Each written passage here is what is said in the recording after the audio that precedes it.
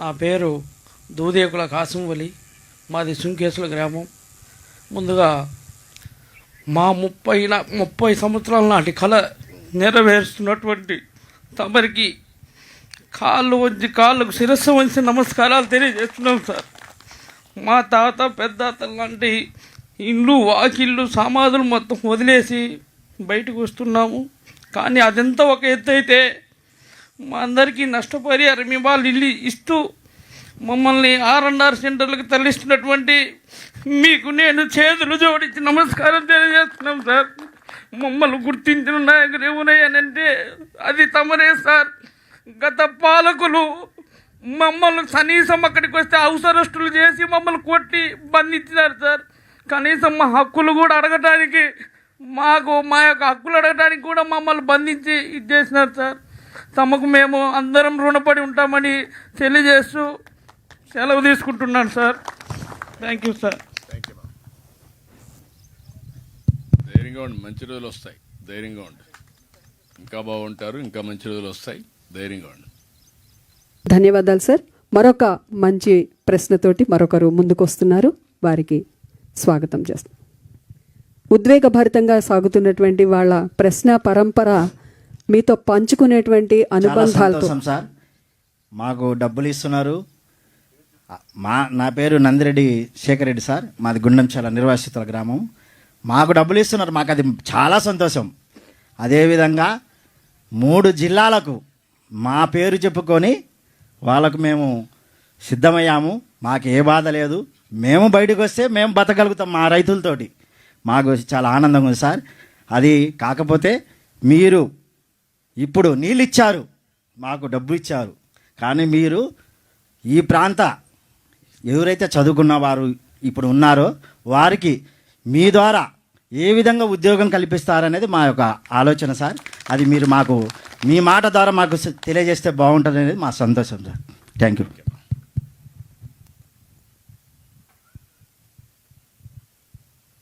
భరోసా కోసం కోరుతూ మరి మీకు విజ్ఞప్తి చేశారు సార్. తదుపరి మరొక వ్యక్తి తన ప్రశ్నను అడుగుతున్నారు. నమస్కారం సార్.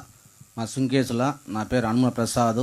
మాకు 3 ఎకరాల పొలం ఉంది సార్. ఆ 3 ఎకరాల పొలం వేసుకుంటూ పిల్లల్ని చదివించుకుంటున్నాం సార్. మీరు ఇచ్చే నష్టపరిహారంతో మేము పిల్లల్ని చదివించుకుంటామన్న భరోసా, ధైర్యం వచ్చింది సార్. మీకు ధన్యవాదాలు. Thank you sir.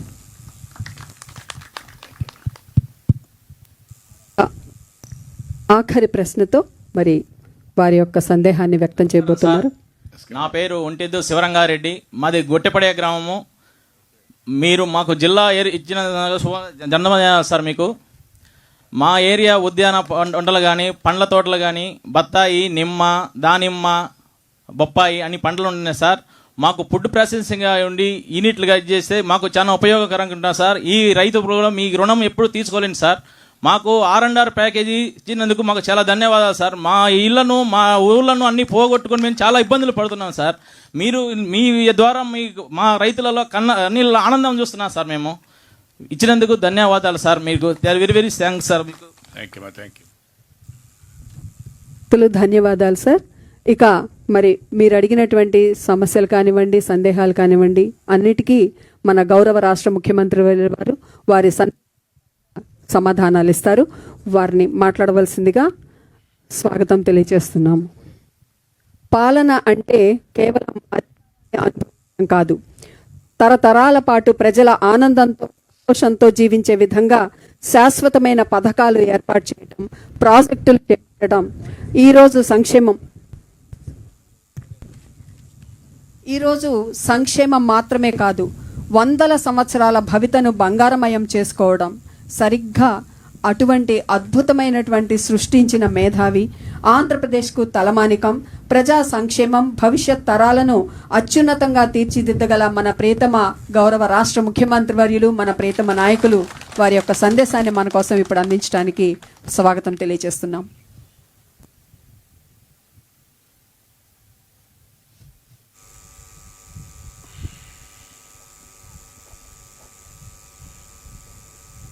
అందరికీ నమస్కారాలు. ముఖ్యంగా వెలుగొండ ప్రాజెక్టు వల్ల నష్టపోతున్న రైతులందరికీ కూడా మళ్ళీ పునరావాసం కల్పించడానికి మనం ఈరోజు ఈ కార్యక్రమాన్ని ఏర్పాటు చేసుకున్నాం. నేను ఎప్పుడు కూడా ఇప్పుడే కాదు, నేను మొదటి నుంచి అభివృద్ధి జరగాలి. అభివృద్ధి జరిగేటప్పుడు దానికి కొంతమంది ముందుకొచ్చి భూములు ఒక విధంగా చెప్పాలంటే త్యాగం చేస్తున్నారు. తరతరాలుగా మీరు ఇక్కడున్నారు. మీ పెద్దవాళ్ళు, మీ పూర్వీకులు ఇక్కడనే పుట్టారు, ఇక్కడనే పెరిగారు. తర్వాత మీరు వచ్చారు. అందరూ కూడా ఈ భూతల్లిని ఆధారంగా చేసుకుని మీ కార్యక్రమాలు చేస్తున్నారు. అయితే ఇక్కడ మనందరం ఒక విషయం గుర్తుపెట్టుకోవాలి. ఈరోజు ఒక చరిత్ర మీరందరూ గుర్తుపెట్టుకోవాల్సింది, వెలుగొండ ప్రాజెక్టు ద్వారా మీ భవిష్యత్తే కాకుండా 3 జిల్లాలు, ఒకప్పుడు 3 ఇప్పుడు 4 జిల్లాలు, ప్రకాశం జిల్లాతో కలుపుకుంటే 4 జిల్లాల యొక్క తలరాతను మార్చే ప్రాజెక్టు ఈ వెలుగొండ ప్రాజెక్టు. అయితే ఒక్కసారి మనం ఆలోచించుకుంటే గతాన్ని ఇప్పటికి కూడా ఈ ప్రాంతంలో నీరన్నీ పాతాళానికి వెళ్ళిపోయినాయి. మనం తాగే నీళ్లన్నీ ఫ్లోరైడ్ నీళ్లు తాగుతున్నాం. దానివల్ల చాలా మందికి ఆరోగ్య సమస్యలు. దేవుడు సక్రమంగా పుట్టించిన మనకు మాత్రం అనేక సమస్యలు వచ్చాయి, వస్తున్నాయి కూడా. ఇంకొక పక్క కరువు. అనేక సందర్భాల్లో మార్కాపూర్ ప్రాంతం అంటే ఇది ఒక కరువు ప్రాంతం, అన్ని విధాల ఇబ్బంది పడే ప్రాంతం వచ్చింది. ఈరోజు ఒక్కోసారి చరిత్ర, అప్పుడప్పుడు కొంతమంది యుగ పురుషులు పుడతారు. ఒకప్పుడు కృష్ణా నదీ జలాలు ఈ ప్రాంతాలకు వస్తాయని ఎవరు కలగూడగనలేదు. అలాంటి సమయంలో నందమూరి తారక రామారావు గారు ముఖ్యమంత్రి అయిన తర్వాత మొట్టమొదటిసారిగా ఆలోచించి రాయలసీమకు కృష్ణా జలాలు ఎట్లివ్వాలి, ఈ మార్కాపూర్ ప్రాంతానికి కూడా నీళ్లు ఎట్లివ్వాలని ఆలోచించినటువంటి మొదటి వ్యక్తి నందమూరి తారక రామారావు గారు 1985లో. దానికి శివరామకృష్ణయ్య గారిని ఒక ఇంజనీర్ని ఆ రోజు అపాయింట్ చేశారు. ఆయన రాష్ట్రం అంతా తిరిగి, అన్ని ప్రాంతాలు తిరిగి ఎక్కడెక్కడ నీళ్లు రావాలనో, ఏ విధంగా వస్తుందో, అప్పుడే వెలుగొండ ప్రాజెక్టు ఒకటి వస్తే బాగుంటుందని ఒక ఆలోచన చేసి ఒక రూపకల్పన చేశారు. నేను 95లో ముఖ్యమంత్రి అయ్యాను. నేను ఈ ప్రాంతానికి వస్తే మీరందరూ ఒకటే మాట అడిగేవాళ్ళు, మాకు వెలుగొండ కావాలి, వెలుగొండ కావాలని. నేను ఆ రోజు మిమ్మల్ని అడిగాను, వెలుగొండ ఎట్లొస్తుంది, నీళ్లు ఎక్కడున్నాయి, మనకు లేవు కదా, లేనప్పుడు ఎట్లొస్తుందంటే మీరు ఒక మాట చెప్పారు, 5 సంవత్సరాల్లో ఎప్పుడైనా వరద వస్తే ఆ 1 సంవత్సరం నీళ్లు మాకు మళ్ళీ ఇచ్చండి, 4 ఏళ్లు మేము బతకతాం, లేకపోతే ఈ ప్రాంతంలో బతకలేమని మీరు అడిగితే, ఆ మాట చెప్పంగానే నా మనసు కలిచివేసింది. అందుకే ఆ రోజే నిర్ణయం చేశా. 96లో ఆ రోజు మార్చి 26వ తారీఖు అనుకుంటా నేను ఫౌండేషన్ వేసా. అక్కడి నుంచి కొన్ని పనులు కూడా చేశానని చెప్తాను. అదే సమయంలో ఈరోజు మీరు ఆలోచిస్తే ప్రాజెక్టుకి 10,580 కోట్లు ఖర్చు అవుతుంది ఇప్పుడు లెక్కల ప్రకారం. ఇప్పటికే 6,736 కోట్లు మనం ఖర్చు పెట్టాం. ఇంకా 3,844 కోట్లు ఖర్చు పెట్టాలి. నిన్న మొన్నే మనం 759 కోట్లు ఖర్చు పెట్టాం.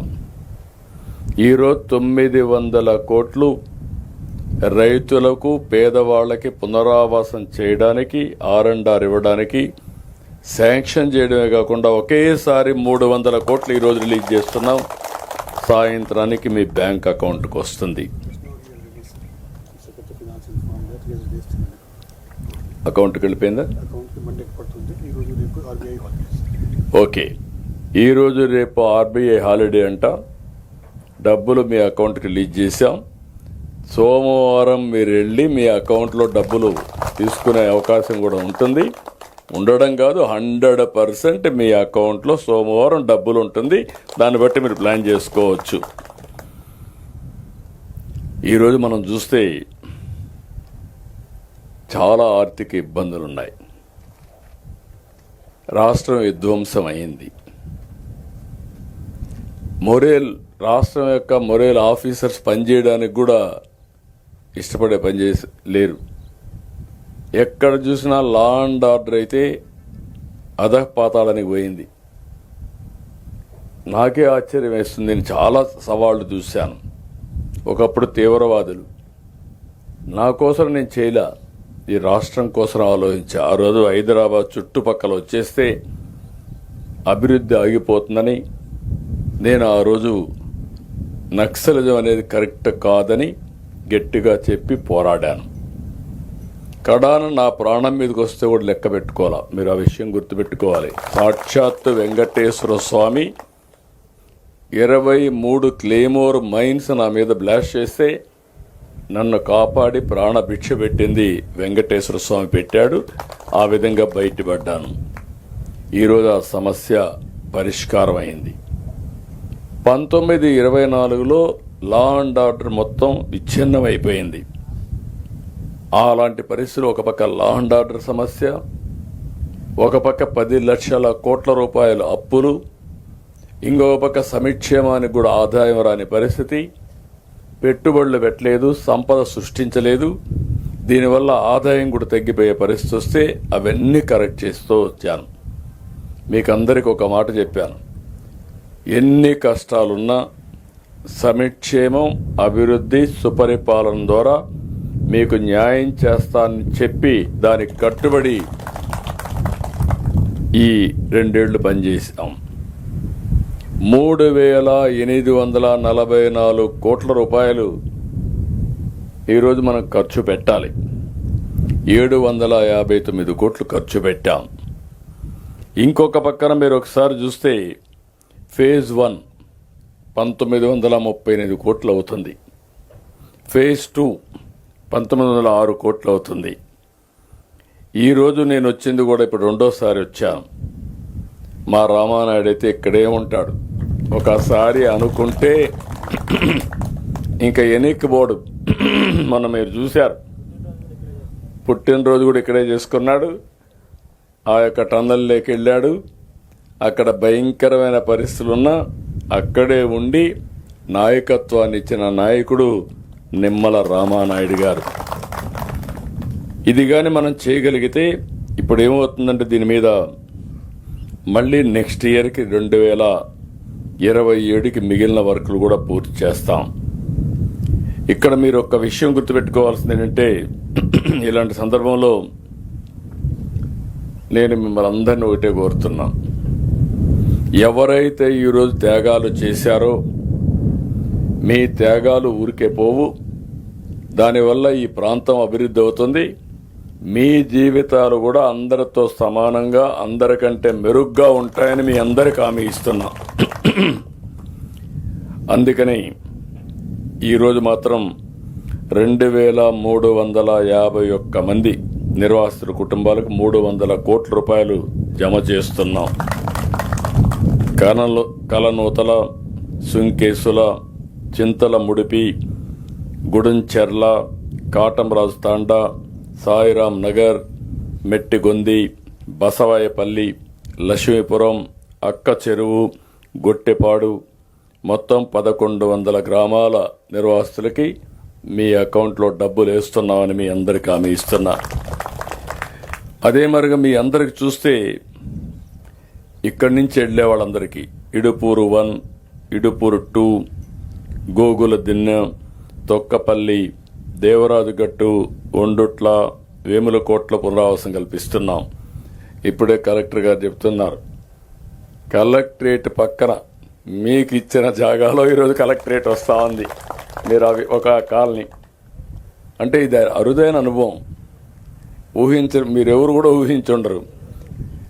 ఓసారి కలెక్టరేట్ వస్తుందని, జిల్లా కేంద్రం అవుతుందని మీరు ఊహించలేదు. మీకు అన్యాయం జరిగింది.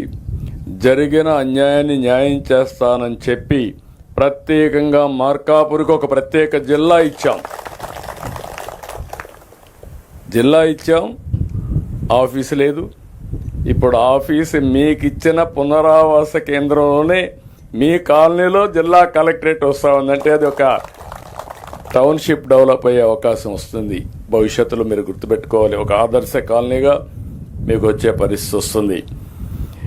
ఇంకొక పక్కన ఇప్పటికే ఇడుపూర్లో 1లో కానీ ఇడుపూర్లో 2లో కానీ గోగుల దిన్న, తొక్కపల్లి రోడ్లు, డ్రైనేజ్, డ్రింకింగ్ వాటర్, విద్యుత్ అన్నీ కూడా పూర్తి చేశాం. మీరు ఒక విషయం మీరు గుర్తుపెట్టుకోవాలి, మీ త్యాగం 4,47,000 ఎకరాలకు నీరు లభిస్తుంది. పారిశ్రామిక అవసరాలకు నీళ్లు వస్తుంది. 1,657 గ్రామాలతో సహా 23 లక్షల మందికి మీ పేరు చెప్పి నీళ్లు తాగే పరిస్థితి వస్తుందంటే అదే మీకు ఒక తృప్తి. అందుకే 43.50 టీఎంసీ నీళ్లు ఇక్కడ తీసుకొస్తాం. పోల సుబ్బయ్య వెలుగొండ ప్రాజెక్టులో నల్లమల సాగర్ మీరు చూస్తే ఇక్కడి నుంచి నాకు ఇప్పుడు కూడా చూసి వచ్చాను, శ్రీశైలం కూడా చూసి వచ్చాను. ఇంకా వర్షాలు పడలేదు. ఈసారి ఎల్నో ఫ్యాక్టరీ కూడా ఉంది. కానీ ఎప్పుడు నీళ్లు వస్తాయో జూలై 31 కంతా పనులన్నీ పూర్తి చేసి మళ్ళీ చెప్తున్నా, ఫేజ్ 1 ఎట్టి పరిస్థితుల్లో కూడా నీళ్లు తీసుకొచ్చి మీలో ఒక నమ్మకాన్ని కల్పించడానికి అన్ని విధాలా పనిచేస్తాం. ఇవి కూడా మీరు ఒకసారి చూస్తే తీగలేరు కాలువ 62,000 ఎకరాలు, గొట్టిపడియ కాలువ 9,500 ఎకరాలు, తూర్పు ప్రధాన కాలువ 3,70,000 ఎకరాలు, మొత్తం కలిస్తే 4,43,300 ఎకరాలు. ఇవి కాకుండా గుడ్ల బల్లేశ్వరం, రాళ్లవాగు రిజర్వాయర్ నుంచి ఒక 5,000 ఎకరాల నీళ్లు వస్తాయి. ఫేజ్ 1 నేను ముందే చెప్పాను, 1,19,000 ఎకరాలకు నీళ్లు, 4 లక్షల మందికి త్రాగునీరు. ఫేజ్ 2లో 3,28,300 ఎకరాలకు సాగునీరు, 11,25,000 మందికి త్రాగునీరు వచ్చే అవకాశం వస్తుంది. ఇది ఒక చరిత్ర. ఈరోజు నేను ఆ రోజు చెప్పడం కాదు, 98-96లో ఫౌండేషన్ వేశాను. 98లో మొట్టమొదటిసారిగా నల్లమల సాగర్ రిజర్వాయర్లోని సుంకేసుల, గొట్టిపడియ డ్యాములకి 180 కోట్ల రూపాయలు శాంక్షన్ చేసి అడ్మినిస్ట్రేటివ్ శాంక్షన్ ఇచ్చినప్పుడే ఇచ్చాం. సుంకేసుల గ్యాప్ పనులకి 98లోనే ప్రారంభించాం. అయితే మీరు గుర్తుపెట్టుకోవాల్సింది, అప్పటి నుంచి కరెక్ట్గా చేసుంటే నేను ఈ టర్మ్లో 3,900 కోట్ల రూపాయలు ఖర్చు పెడుతున్నానంటే గడిచిన ప్రభుత్వాలు ఇదే పని చేసుంటే ఈరోజు ఈ ప్రాజెక్టు ఈ విధంగా ఉండేదా అని అడుగుతున్నా. ఇదే నీళ్లు కానీ ఒక 10-15 సంవత్సరాల కంటే ముందు మీకు వచ్చుంటే మీ జీవితాలు ఎంత మార్పు వచ్చేది, ఎంత వెలుగు వచ్చేదో ఒక్కసారి మీరు ఆలోచించుకోవాల్సిన అవసరం ఉంది. అందుకని ఈరోజు ఇంకొక పక్కన మీరు చూస్తే నాకు ఆశ్చర్యం వేస్తుంది. ఎన్నికల ముందు ఆడిన డ్రామా, ఆ డ్రామానా మోసమా మీరే ఆలోచించుకోవాలి. మోసాలు చేయడంలో గొడ్డలి పార్టీ దిట్ట. వాళ్ళ పనే ఇదే పని. ఎక్కడ మనం కళ్ళు ఆరపకుండా అబద్ధాలు చెప్పేస్తారు, మనం ఆలోచించే లోపలనే మోసం జరిగిపోతుంది. ఈ మధ్య డిజిటల్ అరెస్ట్లని వస్తున్నాయి. మనం ఇంట్లో కూర్చొని పెట్టేసి మన మీద ఈడీ వస్తూ ఉంది, సిబిఐ వస్తూ ఉంది, నువ్వు 20 లక్షలు కట్టాలి, 50 లక్షలు కట్టాలంటే, కోట్లు కట్టాలంటే మాట్లాడకుండా సంతకాలు పెట్టేస్తున్నారు. వీళ్ళు అక్కడి నుంచి ఆ డబ్బులు పోయే లోపల, పోలీస్ స్టేషన్ పోయే లోపల 10 ట్రాన్సాక్షన్లు మారిపోతాయి. ఆ డబ్బులు పోతాయి. మళ్ళీ రికవర్ చేయాలంటే పోలీసులు కూడా చేతగావడం లేదు.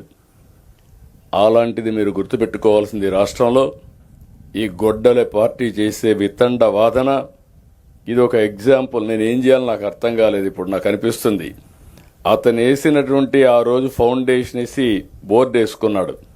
దాన్ని శాశ్వతంగా ఒక బ్రహ్మాండమైన ఇది కట్టి మ్యూజియంలో పెట్టి మోసాలు చేయడం అంటే ఈ మార్గ చేయడం కాదని ఒక రాజకీయ పార్టీకి బుద్ధి చెప్పాల్సిన అవసరం ఉంది మనందరిపైన. ఇంకొక పక్కన మీరు చూస్తే మొత్తం 2019-24 బడ్జెట్లో పెట్టింది 4,000 కోట్లు, ఖర్చు పెట్టింది 980 కోట్లు.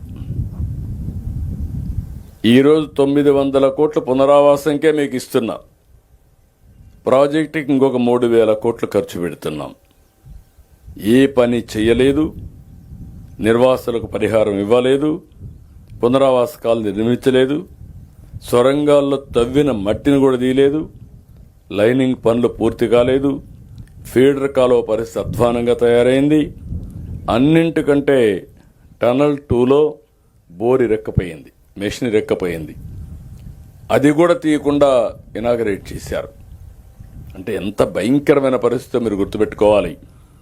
అప్పటికే ఇంకొక పక్కన చూస్తే నేను ఆ రోజు 19 ఎలక్షన్స్ కంటే ముందు 18.8 కిలోమీటర్లు టన్నల్ 1లో ఉంటే 16 కిలోమీటర్లు పూర్తి చేశాం. అంటే 2.8 కిలోమీటర్స్ పెండింగ్ ఉంది.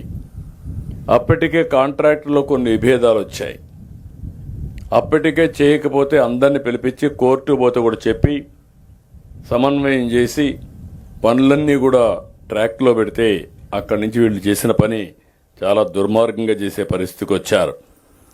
ఏది ఏమైనా మీకు ఒక్కటే కోరుతున్నాం, ఈరోజు 7,225 మంది నిర్వాసితులున్నారు. ఒకరిద్దరు కాదు, ఇది ఒక పెద్ద నెంబర్. ప్రతి ఒక్కరి వెనకాన ఒక విషాద గాథ ఉంటుంది.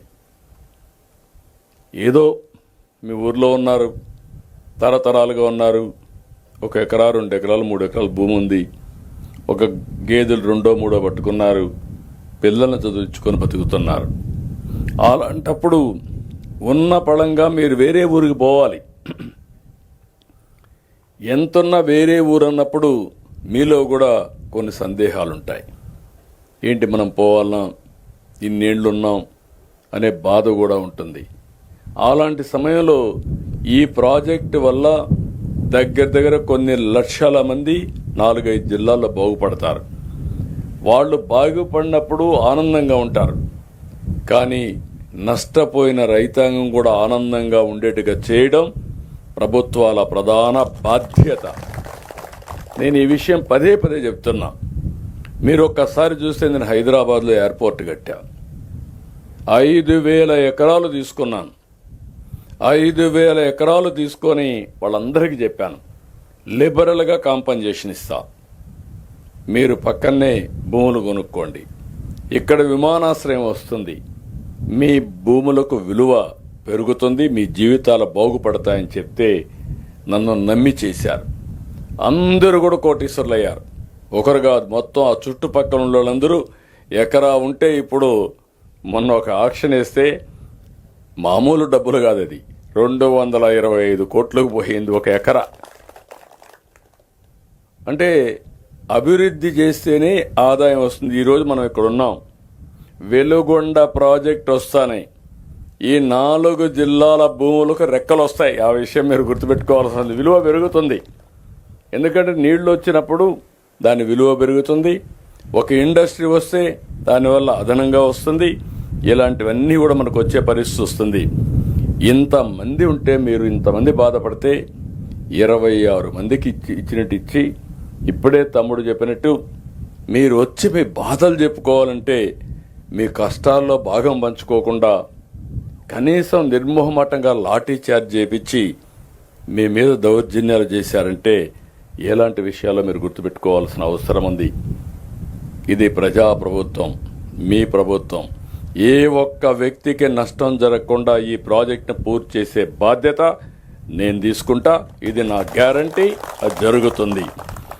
అందుకే నేను ఒక్కసారి మీరు ఆలోచిస్తే మనం వచ్చినాక 140 కోట్లు పెండింగ్ బిల్లు కూడా పే చేశాం. అంటే ఎక్కడ కూడా పని కావాలంటే ఒక పద్ధతి ప్రకారం చేస్తేనే పనులు అవుతాయి. అయితే నేను ఒక ఆలోచన, ఈ జిల్లాకు ఒక ఇది ఇచ్చాం, మార్కాపూర్ జిల్లా ఇచ్చాం, 4 నియోజకవర్గాలే. ఒక బలహీన వర్గాలకు సంబంధించిన కలెక్టర్ ఇక్కడ వేసాం. ఆవిడ మీకంటే కరూరు జిల్లా, అనంతపురం జిల్లా నుంచి వచ్చింది కాబట్టి కరూరు జిల్లా పరిస్థితులు అర్థం చేసుకునే కలెక్టరు మీకు ఇచ్చానని చెప్పి కూడా నేను మీకు తెలియజేస్తున్నాను.